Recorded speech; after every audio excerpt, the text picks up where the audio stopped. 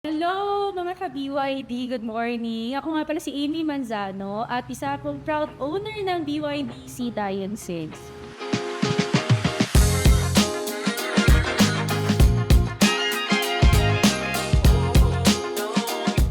Honestly, syempre, di ba? China car yan, yung mga tao nagsasabi na, ay, China car, mabilis sirain yan, or sirain yan. Syempre, di ba tayo Pilipino, pagkaganap tayo ng alternative na produkto, punta tayo Shopee kasi China made yan, so mura. But then kasi si BYD, bago na yung bibili ng mag-asawa, syempre, inisip namin yan, inaral namin yan. Pangalawa, may solar setup kasi kami sa bahay.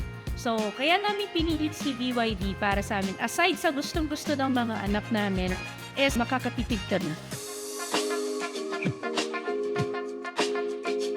So far, so good. Ilan sasakyan na po talaga yung mga naiwanan namin sa expressway. Tapos sobrang tahimik niya. Yung mga anak namin sinasabi, Mama, parang hindi tayo nagdadrive ng kotse, no? Kasi ang tahimik niya. Sa daan, ilang beses na rin kami halos makasagasa. Kung hindi ko pabusitahan or ate, excuse me tabi kasi hindi nila ako naririnig.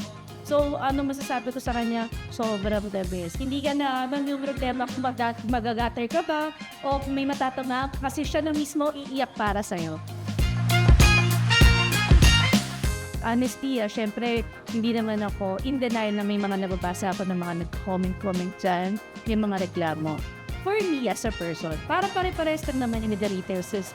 Kung ikaw pupunta sa isang tindahan na magre-reklamo ka, pagka-upsip ka, meron bang lalapit na mimipili sa'yo? Siyempre, di ba? Oo, yes. At then, the customer is on the side. But then, siyempre, sabi nga, di ba, para i-reciprocate mo na kung ano yung gusto mong gawin sa'yo. So, kung gusto mong maayos kanilang makausap, mamati ka rin naman sa kanila. So, with after sales sa Sonar, the best. As in, walang kuskus-kulupos. Kahit maliit lang na mga wala ka kwenta-kwenta, is Glenda, alam mo na yan. To be honest, for me, person, wala akong problem with it. So, pag sinabi nila sa akin, Ma'am, abuti siya ng 3 days.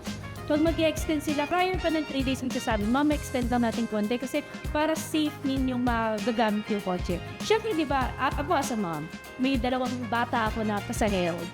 Yun ang awal ko, yung magiging safe yung mga anak ko pag dilabas ko ulit yung sasakyan. Kumbaga parang bago ko siya ulit nilabas from the kasan. That question, alam din nila yan. Kasi I've been recommending people to get from Solar Transport. So, kung meron na akong na-recommend sa kanila, top 3 unit na and then may lalabas na ulit kami. Hi, Deo. Iputa ko sa'yo, kabit ko man.